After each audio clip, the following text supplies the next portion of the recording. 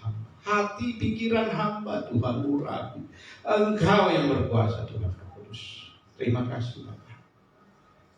Di dalam nama Tuhan Yesus kami mau sambut firman. Haleluya. Kita sama-sama mengatakan amin. Silakan duduk Bapak Ibu Saudara yang terkasih di dalam Tuhan. Shalom. Sehat? Amin. Semua kita sehat. Roh kita sehat. Jiwa kita sehat. Walaupun tubuh kita ada yang sehat, ada yang sakit. Saya bersyukur pada Bapak Gembala yang memberikan waktu kepada saya untuk menyampaikan firman Tuhan. Kita akan belajar firman Tuhan mengenai penggendapan nubuatan.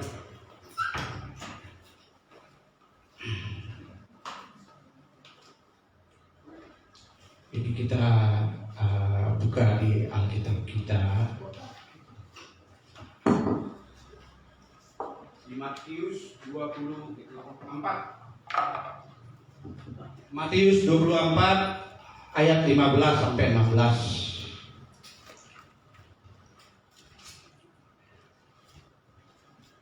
Baiklah, saya akan baca buat kita semua. Matius 24 ayat 15 sampai 16.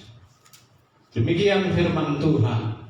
Jadi apabila kamu melihat pembinasa keji berdiri di tempat kudus menurut firman yang disampaikan Nabi Daniel, para pembaca hendaklah memperhatikannya. Ayat 16. Maka orang-orang yang di Yudea haruslah melarikan diri ke pegunungan. Saudara yang kekasih, ya, jadi nubuatan ini telah digenapi di zaman kita, ya. Ini digenapi. Ini Tuhan Yesus sendiri yang mengatakan 2000 tahun yang lalu. Dan angkatan kitalah yang mewarisi nubuatan ini, saudara. Jadi kalau kita melihat pembinasa keji yang artinya, ya, pembinasa keji itu tidak terlihat, saudara.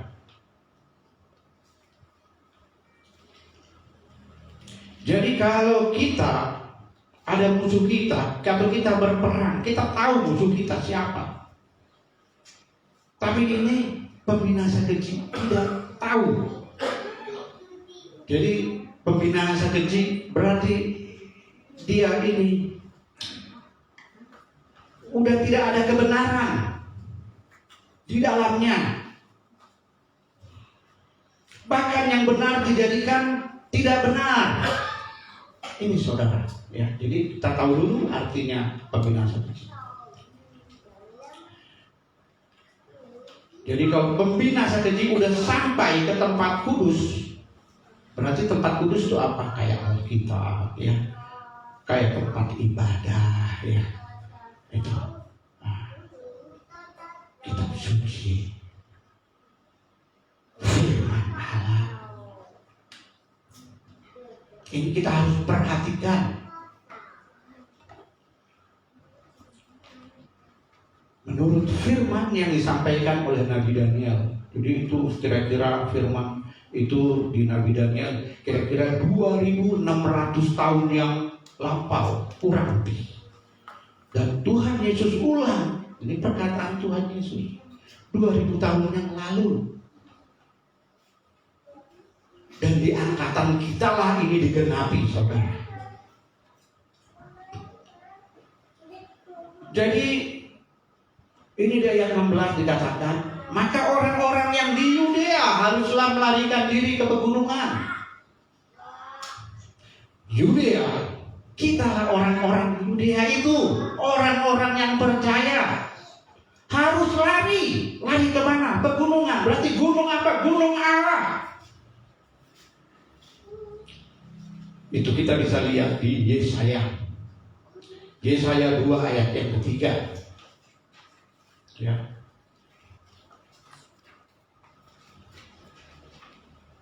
Yesaya 2 ayat yang ketiga ini juga baik saya bacakan untuk saudara dan saya. Dan banyak suku bangsa akan pergi serta berkata, mari kita naik ke gunung Tuhan, ke rumah Allah Yakub, supaya ia mengajar kita tentang jalan-jalannya, dan supaya kita berjalan menempuhnya, sebab dari Sion akan keluar pengajaran dan firman Tuhan dari Yerusalem. Amin, saudara. Kenapa dari Sion timbul pengajaran? Kenapa dari Yerusalem timbul keselamatan? Sion dan Yerusalem ini melambangkan Tuhan Yesus Kristus. Itu pengajaran dari Tuhan Yesus yang punya langit dan bumi. Dan dari dia juga saudara dan saya diselamatkan. Jadi orang-orang yang di dunia lari ke pegunungan, harus lari ke pegunungan. Kita lari ke Allah kita, ke Tuhan kita Yesus Kristus. Karena dari dialah pengajaran dan keselamatan. Makanya tadi ada lagu pujian, Engkaulah gunung batuku. Ya.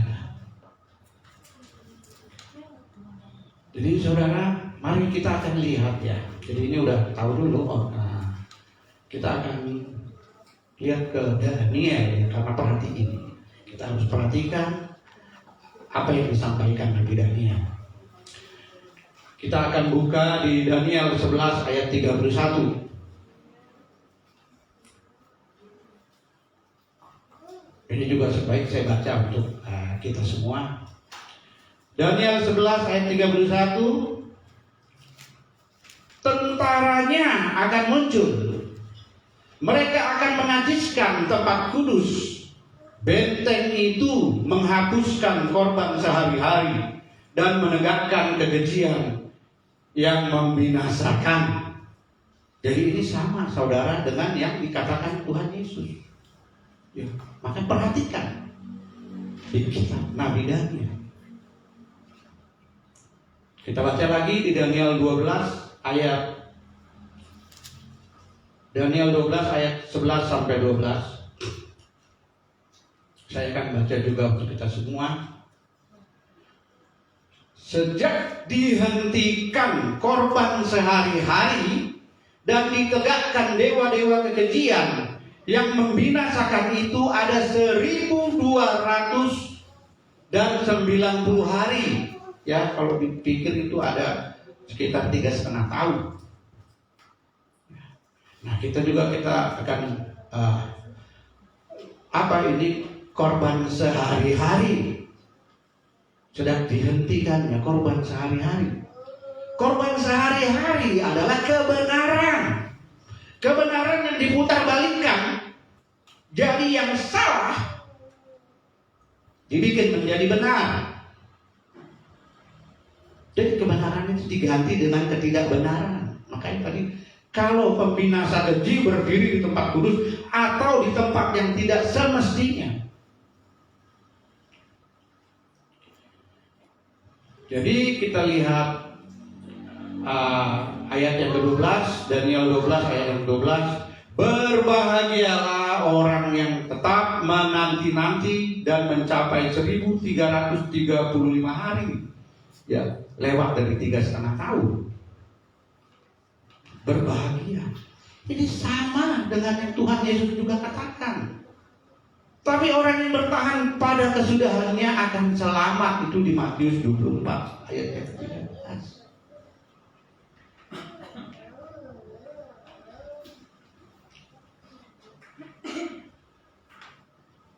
Dan kita lihat dulu ya, di situ di kitab Daniel juga di ayat 12 ayat yang 4 bahwa kita manusia ini akan bertambah ilmu kepintarannya, pengetahuan ya.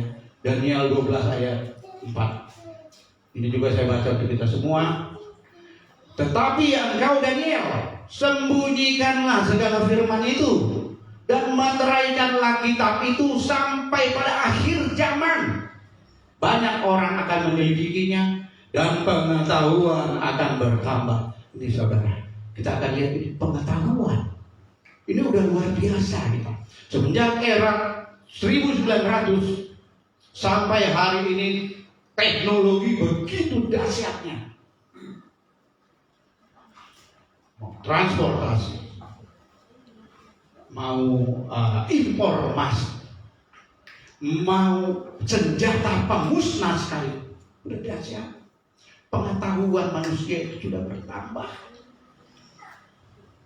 Coba lihat sekarang bagaimana saudara pakai handphone pintar, bisa ngomong loh, bisa diajak ngomong, bisa dijawab sama handphone itu. Apakah ini salah? Tidak. Karena saya selalu bilang itu barang-barang yang di surga yang dilempar ke manusia yang sudah lalu-lalu.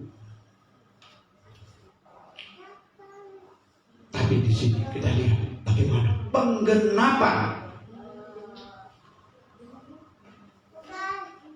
dari apa yang disampaikan Nabi Daniel dan juga diteruskan oleh Yesus 2000 tahun yang lalu.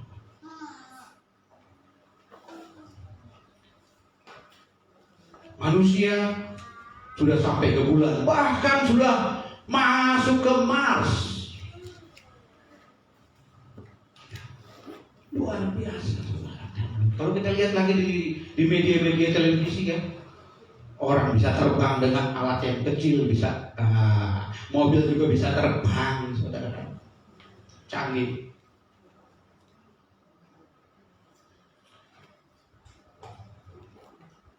Luar biasa, saudara. Pengetahuan makin bertambah. Berarti kalau pengetahuan juga bertambah, justru kebanyakan orang saat ini selalu mengandalkan 1+1=2, lupa akan yang empunya langit dan bumi, saudara. Makanya itulah digenapi nubuatan ini.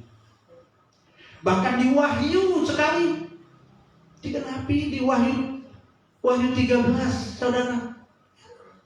Kita akan baca di Wahyu 13 juga, supaya lengkap ya.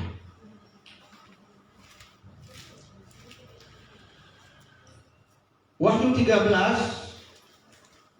ayat yang ke-16 dan 17. Ini juga saya baca untuk kita semua. Dan ia menyebabkan sehingga kepada semua orang, kecil atau besar, kaya atau miskin, merdeka atau hamba, diberi tanda pada tangan kanannya atau pada dahinya. Ya. Terus yang 16. Dan tidak seorang pun yang dapat membeli atau menjual selain daripada mereka yang memakai tanda itu, yaitu nama bilangan itu atau bilangan namanya.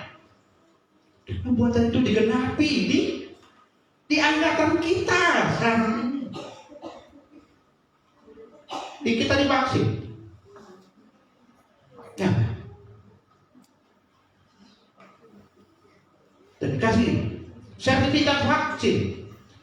Kita bisa masuk ke mall kalau ada sertifikat vaksin. Kita bisa berjual beli.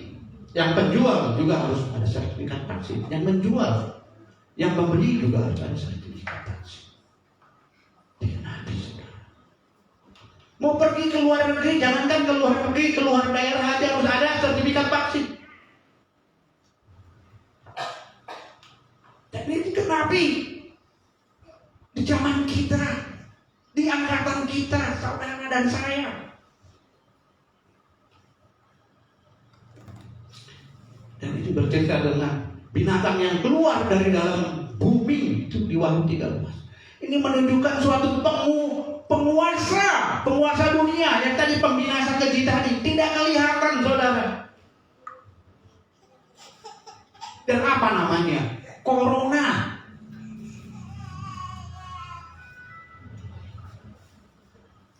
Yang dibilang COVID-19, ya kan?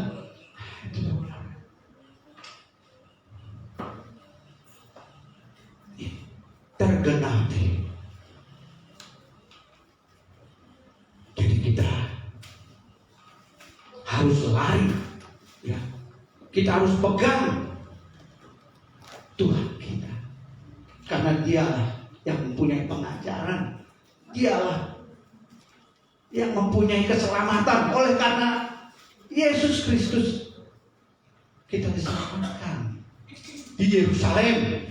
Yang dibilang hari ke gunung Tuhan Yerusalem itu keselamatan, karena Yesus darahnya tertumpah di Yerusalem, sehingga Yerusalem itu menjadi kudus oleh karena darah Yesus Kristus Tuhan kita.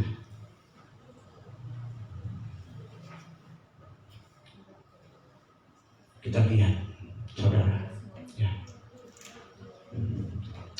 Kalau dulu orang bersalaman atau berpelukan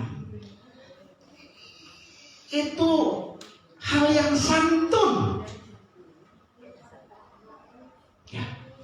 Bahkan Alkitab mengatakan ada di surat-surat Petrus, surat Rasul Paulus, ya, peluk cium dari peluk cium yang kudus.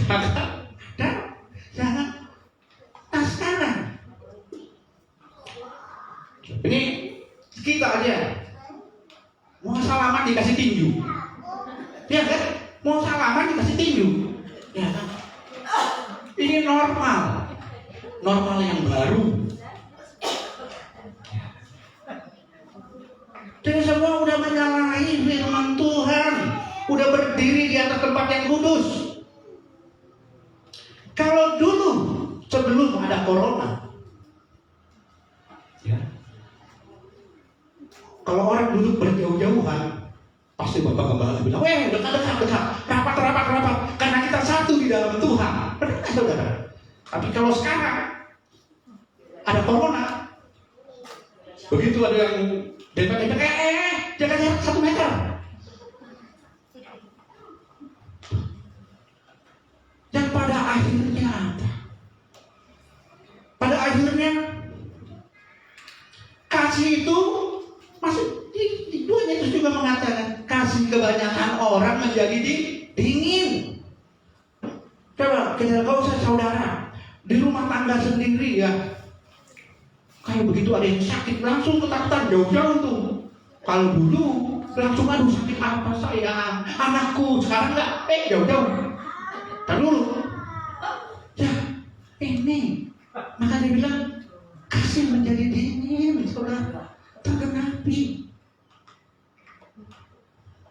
Kalau dulu, kalau jauh-jauh dibilang sombong, kalau sekarang enggak, jauh-jauh bagus. Jadi diputar balik semuanya. Makanya berdiri di tempat yang kudus, hal-hal yang najis itu ini penggenapan, digenapi di zaman saudara dan saya. Ya. Bagi yang paling fatal saya lihat yang jaga jarak ini, saudara. Ya, bagi kita orang percaya, menurut kitab suci, dampaknya luar biasa. Akhirnya orang jadi curiga, tidak percaya. Ini juga saya alami. Ini ada di sini saya di waktu baru-baru, ya, tahun yang lalu, ya, begitu menggebu-gebunya, ya, corona. Ada orang datang, padahal terus ampuni saya tidak pernah punya pikiran yang demikian. Ya. Tapi kan saya tahu, karena semua saking ketakutan. Ada orang tahu, bala jemaat datang ke sini. Setelah pulang, kan nggak tahu. Tapi kalau orang jemaatnya tahu dibersihin, pasti sakit hati. Tempat duduknya dilap-lap, wah, bila perlu disemprot, ya.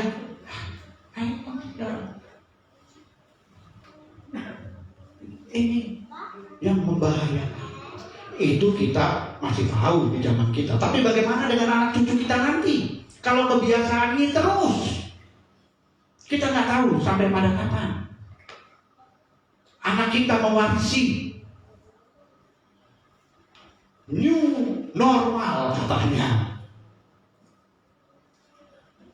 Berarti mewarisi kekejian, pembinasa, keji. Bila perlu nanti isi kitab suci pun kata-katanya pun dirubah, disesuaikan. Jadi ini saudara, saya 1 bulan yang lalu Tuhan menggerakkan hati saya untuk menyampaikan ini.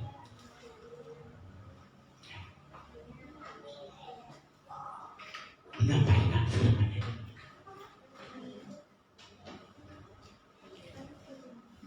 Jadi ada lagi ya, kalau dulu tanaman yang disemprot-semprot kan, disemprot sama inspeksida ya, supaya jangan ada hama, semprot. Tapi saat ini manusia disemprot dengan disinfektan. Ini saya di mall di pintu masuk itu air, ya, air disinfektan, dikipas. Jadi orang yang masuk pasti kena semprot. Dan nggak usah jauh-jauh. Saya juga waktu ke Bandung pun begitu masuk ke suatu ruangan disemprot sama disinfektan. Dengan alasan supaya mati virusnya. Ya. Jadi ada kebiasaan yang baru, termasuk pakai masker. Kalau dulu, ya itu pun diimbau bagi yang sakit flu atau batuk gunakan masker. Ya diimbau. Tapi dengan adanya corona, wajib harga mati katanya harus pakai masker.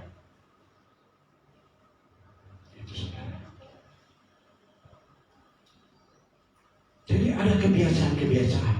Tapi yang paling parah itu jaga jarak, saudara. Akhirnya orang ya jadi saling curiga, saling tidak percaya. Yang otomatis kasih itu akan menjadi tawar. Orang enggan untuk menolong karena udah ketakutan. Jangan, kan jaga jarak. Ini kenyataan. Dan banyak juga yang menyaksikan keluarga-keluarga, untuk keluarga nanti anak, istri, suami. Bukan omong kosong. Inilah dampaknya, saudara. Ini digenapi. Kayak vaksin kan, nanti mungkin dari anak bayi juga divaksin. Ini mau tua, mau muda, mau besar, mau kecil, mau miskin, mau kaya, kan vaksin kan? Saya kan tinggal sekali lagi saya divaksin. Tanggal 15 ini baru saya kena vaksin. Terus haruskah ini dihindari? Tidak. Memang ini udah dilewatkan dan kita yang menerima zaman kita, era kita. Mau bilang apa? Cuma Tuhan. Kita harus lari ke pegunungan. Kita harus lari ke Tuhan Yesus. Tetap pegang teguh iman percaya kita, jangan goyah. Itu saudara, jangan goyah. Karena kan di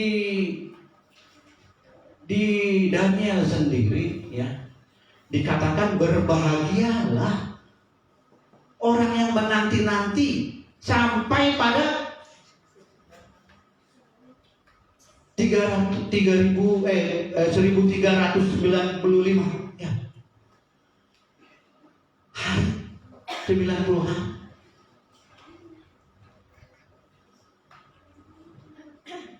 Maksudnya kita bertahan ya.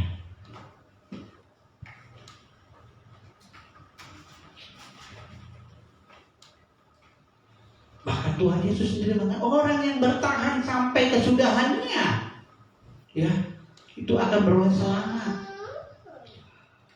Maksudnya kita tetap pertahankan iman percaya kita kepada Yesus. Ajaran-ajaran Yesus itu tetap dipegang, terutama kasih. Ini kalau kasih kebanyakan orang menjadi dingin kemana? Itu saudara.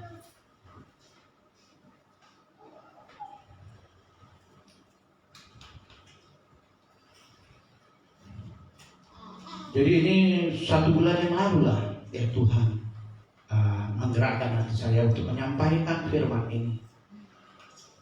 Bahwa perkataan Tuhan Yesus 2000 tahun yang lalu, nubuatan Daniel 2600 tahun yang lalu digenapi saat ini. Dan saudara dan sayalah yang menerima warisan nubuatan itu. Tinggal saudara dan saya bagaimana menyikapinya, bagaimana memperhatikannya. Yang tadi udah Tuhan Yesus katakan, harus lari ke orang-orang yang di Yudea, harus lari ke pegunungan. Ini saudara, kuncinya itu ya tetap aja. Gak ada yang bisa kita apakan. Kita cuma lari ke gunung batu kita, Yesus Kristus.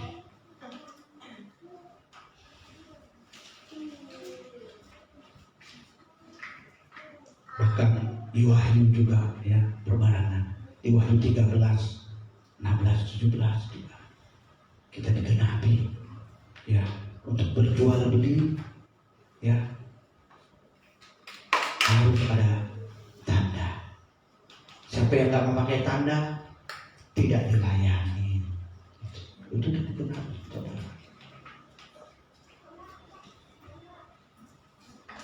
Jadi makanya saya senang tuh lagu apa?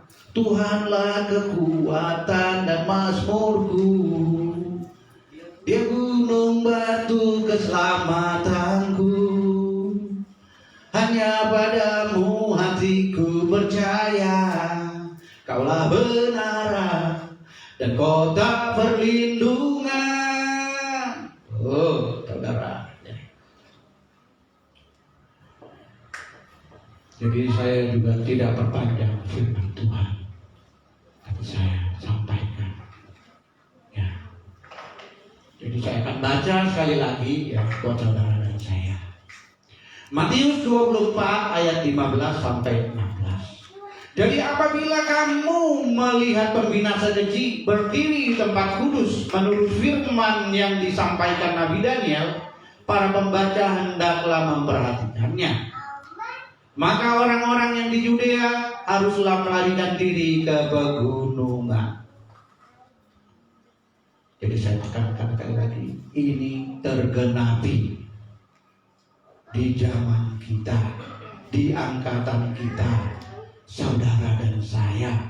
Bagi anak-anak kita cuma ada satu pesan, untuk kita tetap mengajar keluarga kita, anak kita tetap di dalam ajaran Tuhan. Makanya saya selalu tekankan, baca kitab suci, doa tiap hari. Karena Pak Gembala juga hari Kamis kemarin menyampaikan, ya itu juga ada di Matius 24 juga itu khotbah tentang itu. Berjaga-jaga supaya kita jangan jatuh ke dalam pencobaan, berdoa. Karena tubuh kita lemah, daging lemah, roh nurut. Itu saudara. Jadi kita baca Alkitab. Saya bersyukur ya kalau hari Kamis Pak Setangga dia udah tamat baca Alkitabnya ulang lagi. Wah, puji Tuhan. Nah, itu. Dan kita juga harus mengajar anak-anak kita demikian, supaya jangan lari, supaya mereka tahu. Jangan nanti berdiri pembinaan keji, gitu loh. Hal-hal yang najis, yang tidak benar menjadi benar. Jadi saya bersyukur sama Tuhan. Tuhan berikan untuk menyampaikan firman itu kepada saudara dan saya. 1 bulan yang lalu, bahkan Pak Gembala pada Zoom ya. Saya memang nggak bisa di sini kalau Zoom, sinyalnya putus-putus. Jadi saya nggak tahu ada yang khotbah, saya nggak tahu. Itu ada Pak Tompul begitu ikut sini, Pak Tompul. Akhirnya kita ibadah sendiri ya Pak Tompul ya. Makanya saya nggak mau minta maaf Pak Gembala, minta maaf, bukannya saya nggak mau, cuma minta maaf. Dan inilah kesempatan itu saya sampaikan kepada saudara dan saya. Firman pengenalan firman Tuhan.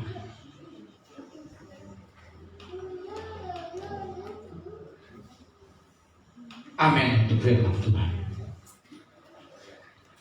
Mari kita bangkit berdiri, kita tunduk kepala. Ya Tuhan yang mempunyai langit dan bumi, Tuhan Yesus Kristus, Tuhan Roh Kudus, hamba-Mu Tuhan sudah selesai menyampaikan apa yang menjadi kerinduan-Mu untuk menyampaikan isi hati-Mu pada jemaat-Mu Bapa, kepada anak-anak-Mu, kepada kami semua Tuhan. Tuhan terima kasih Tuhan, tetaplah Engkau menjadi andalan kami, menjadi kekuatan kami Tuhan. Tak ada yang lain Tuhan, hanya Engkau Tuhan Yesus Kristus, hanya Engkau Bapa. Sekarang Tuhan, mari Tuhan berikan kekuatan kepada kami anak-anak-Mu, kepada kami umat-Mu, kepada kami hamba-hamba-Mu Tuhan, supaya kami tetap kuat berdiri teguh Tuhan di dalam ajaran-Mu, di dalam keselamatan-Mu Bapa. Terima kasih Bapa, terima kasih Tuhan, terima kasih. Dan semuanya Tuhan, biarlah berserahkan ke dalam tangan kasih-Mu, dan Engkau Tuhan Roh Kudus yang beracara di setiap umat-Mu, di setiap anak-anak-Mu, bahkan di setiap hamba-hamba-Mu Tuhan, untuk tetap Engkau menjadi pemimpin kami, untuk tetap Engkau mengajar kami, untuk tetap Engkau membawa kami ke dalam seluruh kebenaran. Terima kasih Bapa, terima kasih Tuhan. Dan semuanya Tuhan hamba pohonkan hanya di dalam nama Yesus Kristus, Tuhan yang mempunyai langit dan bumi. Haleluya Tuhan. Hamba percaya, hamba mengucap syukur. Bahkan kami semua mengucap syukur dan percaya. Dalam nama Tuhan Yesus kami berdoa. Haleluya. Kita sama-sama mengatakan amin. Puji Tuhan, jemaat dipersilakan untuk duduk. Haleluya. Semua kita diberkati Tuhan. Boleh lambaikan tangan. Puji Tuhan. Terima kasih buat hambanya Bapak Pendeta Menurun. Tuhan Yesus berkati, diberkati istri dan anak. Bahkan kita percaya semua kita yang hadir saat ini tanpa terkecuali, semua kita diberkati Tuhan berlimpah-limpah. Amin. Puji Tuhan, mari bersukacita.